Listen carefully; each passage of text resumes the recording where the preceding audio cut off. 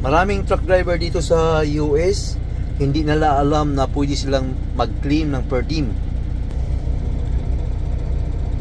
Per diem is a daily allowance given to employees to cover expenses incurred while traveling for work.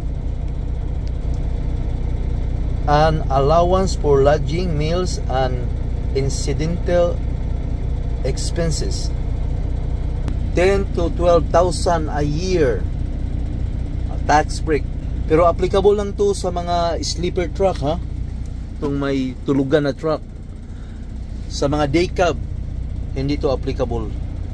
Now, ipakita ko sa inyo kung paano mag-claim ng per diem, ha? In that, punta tayo sa form. Yung first, 02 per diem request. Pindutin mo yan. Ayan, pilapan mo yung mga